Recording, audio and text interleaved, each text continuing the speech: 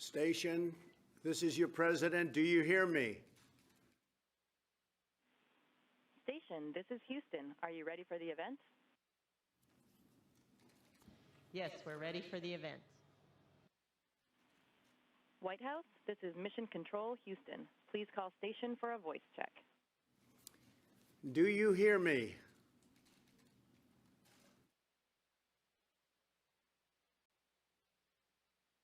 Yes, sir. We have you loud and clear. Well, that's what we like. Great American equipment that works. And this isn't easy. I want to say it's very exciting Yeah, we to be like here that too. today. Very, very exciting. And to speak to you live with three brave American astronauts. These are our finest. These are great, great Americans, great people. Two join us from orbit aboard the International Space Station, Commander Peggy Whitson and Colonel Jack Fisher. And Peggy Whitson has been setting records, so we're going to talk about that very soon. I'm here in the Oval Office along with my daughter Ivanka and astronaut Kate Rubins, who recently returned from space and from the space station. Together we are being joined by students all across America, thousands and thousands of students who are learning. They're learning about space, learning about a lot of other things. And they're watching this conversation from the classroom. And all over, we have astronauts and we have everybody. We're flying right now 17,000 miles per hour. That's about as fast as I've ever heard. I wouldn't want to be flying 17,000 miles an hour, but that's what you do. Peggy, Jack, and Kate, I know that America's students are thrilled to hear from you. But first, I want to say that this is a very special day in the glorious history of American spaceflight.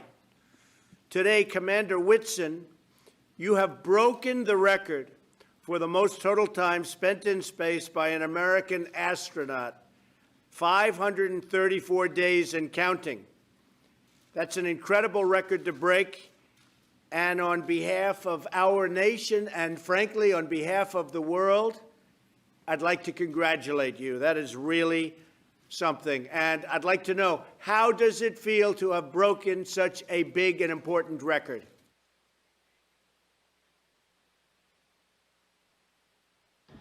Well, it's actually a huge honor to break a record like this, but it's an honor for me basically to be representing all the folks at NASA who make this space flight possible and who make me setting this record feasible. And so it's a very exciting time to be at NASA. We are all very much looking forward, as directed by your new NASA bill. We're excited about the missions to Mars in the 2030s. And so we're actually physically have hardware on the ground that's being built for the SLS rocket that's going to take us there. And of course, the hardware being built now is going to be for the test flights that will eventually get us there. But it's a very exciting time, and I'm so proud of the team. Great. And what are we learning from having you spending your time up there? I know so much research is done. I'm getting a glimpse of some of it right here in the Oval Office.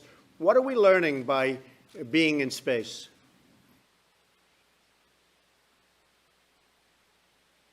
Well, I think probably the International Space Station is providing a key bridge from us doing living on Earth to going somewhere into deep space. So on those Mars missions, we need to better understand how microgravity is really affecting our body, and we need to understand it in great detail. So many of the studies are looking at the human body. We're also looking at things that involve operations of a space vehicle on these long-duration missions, and the technological advancements that will be required. For instance, on a multi-year Mars mission, we're going to need to be able to close the life support system. And that means we, right now, for instance, are taking solar power that we collect and using it to break apart water into oxygen and hydrogen. The oxygen we breathe, of course, we use the hydrogen, combine it back with the CO2 that we take out of the air and make more water. But water is such a precious resource up here that we also are cleaning up our urine and making it drinkable. And it's really not as bad as it sounds. Well, that's good. I'm glad to hear that. Better you than me. I will say, Colonel Fisher, you just arrived. And how was your trip? Complicated, easy? How did it go?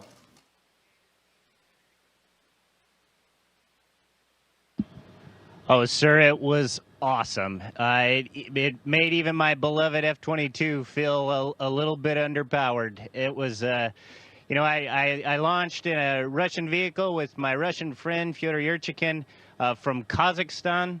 Got the immediate perspective change as we got to orbit, and I saw that frail, thin blue line of life around the Earth. 6 hours later, we're docked to the station. The next day, I install an experiment in the Japanese module that's going to be looking at new drugs and how we can make those drugs for muscular dystrophy, Alzheimer's, multi-drug resistant bacteria, all sorts of things. A couple hours later, I watched our crewmate Thomas Pesquet, a Frenchman, drive a Canadian robotic arm to capture a spaceship from Virginia carrying 3.5 tons of cargo and science that's going to keep us busy for the next few months, and dock that to the station. Sir, it's amazing. Oh, and then, now I'm talking to the President of the United States while hanging from a wall. It's amazing. The International Space Station is by far the best example of international cooperation and what we can do when we work together in the history of humanity. And I am so proud to be a part of it. And it's also just cool. Like yesterday, I had, well, there you go. There's our resident space ninja doing the gravity demonstration. And yesterday morning, I had my coffee in floaty ball form, and sir, it was delicious. So it's awesome. Tell me, Mars, what do you see a timing for actually sending humans to Mars? Is there a schedule, and when would you see that happening?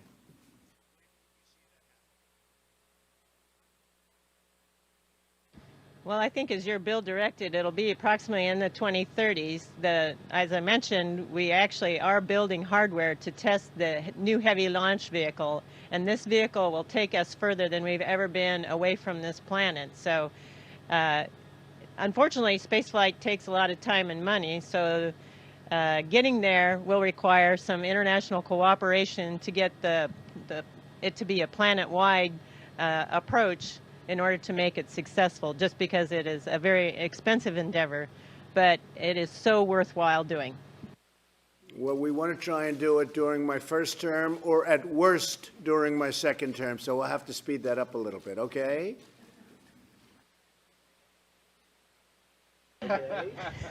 We'll do our best.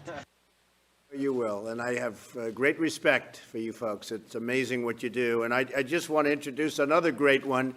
Kate Rubins is with us today, and she has been so impressive in research and so many other things having to do with NASA. And Kate, I understand you're the first person to sequence DNA in space. Can you tell us about that? Yeah, so that was actually just this last summer, and it's a real example of what we can do with technology and innovation. We've gotten a sequencer down to the size of your cell phone, and we were actually able to fly that on board the space station and sequence DNA. It's not just the technology demonstration, but we can actually use that to do things like detect microbes on the space station, look at astronaut health. We can easily use that in Earth-based settings, too, to look for disease outbreaks and to do rural health care as well. That's fantastic. That is really great. I saw some of the work, and it's incredible. You know, I've been dealing with politicians so much.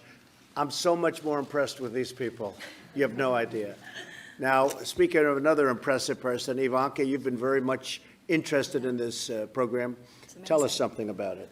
Hi, Dr. Whitson. First of all, congratulations on your incredible milestone today. You may know that my father recently signed the Inspire Women Act to encourage female participation in STEM fields across all aerospace areas, and really with a focus on NASA. So encouraging women and girls to pursue STEM careers is a major priority for this administration. And today we are sitting with an amazing example of that, Dr. Rubins, and you, Dr. Whitson. So I would love to hear from you. What was the impetus for you to get involved in the sciences? Yeah, so when I was around 15, I actually went to a conference. Actually, And that was very inspiring for me. It was sort of the beginning of recombinant DNA and understanding biology. And so just that exposure to scientists and the kinds of things that you can do with science and technology innovation. Amazing. Dr. Whitson?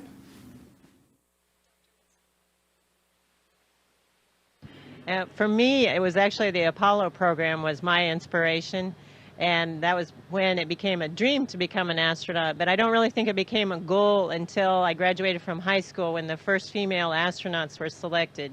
And seeing those role models, and with the encouragement of my parents and various mentors in college and graduate school, and when I started working at Rice, that's what made it possible, I think, to become an astronaut. And it took me a lot longer to become an astronaut than I ever really wanted it to take, but I do think I'm better at my job because of the journey. You're an incredible inspiration to us all. So, I would also like to ask you one more question. I'm incredibly curious, as I'm sure all the students across the country are, to know what a day in the life in space is like. Could you share what a typical day looks like, what the challenges are, just any special moments?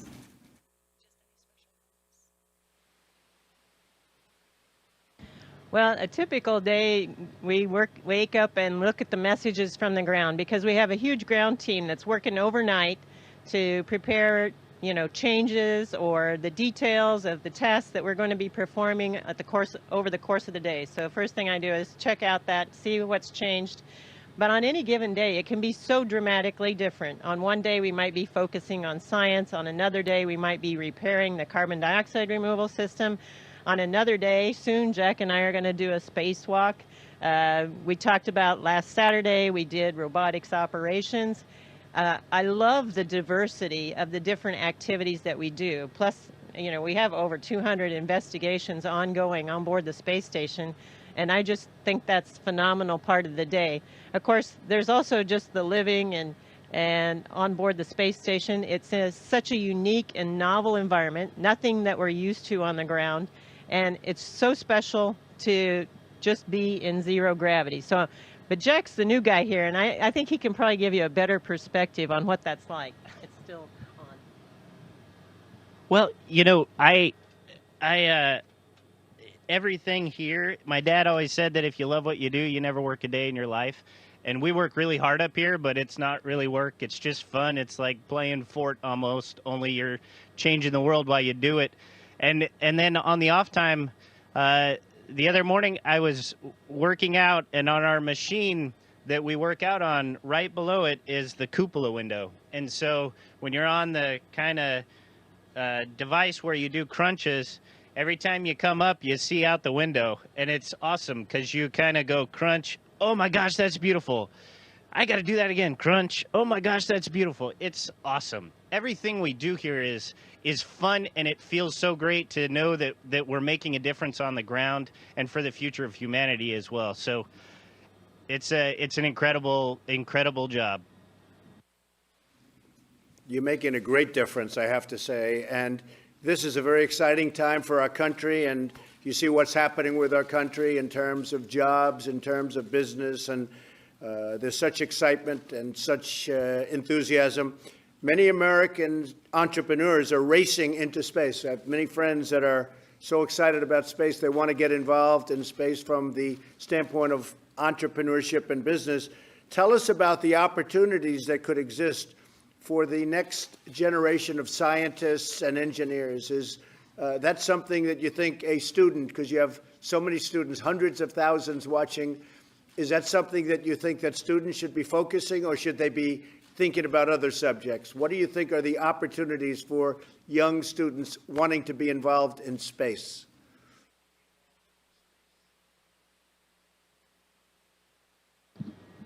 Sir, absolutely. I think that this is probably the most exciting time in space exploration, certainly in my lifetime. We're about to just have an explosion of activity. There is so much involvement on the space station with commercial industries and commercial partners. We have an entire program to manage the science. NASA has done a wonderful job of seeding a new industry with with the commercial crew program and the commercial cargo program so that we can build the infrastructure we need for the future exploration. One thing I love about American entrepreneurs is once you get them going, you better stand out of their way because they're going to start trucking. And we're about to that point. NASA is taking on that expensive, hard, complex task of going further and deeper into space with the wonderful new rocket Space Launch System and Orion. And then as soon as we break open that door, this incredible infrastructure that we've been building is going to be right there to pick up the baton and continue into the stars. I would say to all the students that are watching, the time to get excited is now. If you aren't studying science and math, you might want to think about that because our future in the stars starts now, and you can be a part of that if, like Dr. Whitson, you can find that passion and work really hard, and we're gonna find a permanent foothold in the stars for humanity if you do that. Well, thank you. So well said. And I have to say there's tremendous military application in space. We're rebuilding our military like never before. We're ordering equipment, and we're going to have the strongest military that we've ever had, the strongest military that the world has ever seen, and there's been no time where we need it more. And I'm sure that every student watching wants to know what is next for Americans in space. I'm very proud that I just signed a bill committing NASA to the aim of sending American astronauts to Mars. So we'll do that. I think we'll do it a lot sooner than we're even thinking. So which one of you is ready to go to Mars? Are you ready? And I think you're ready. I know you're ready, right? We just discussed that. She'd like to go to Mars very quickly. Who's ready to go to Mars up there? We are absolutely ready to go to Mars. It's going to be a fantastic journey getting there and very exciting times. And all of us would be happy to go.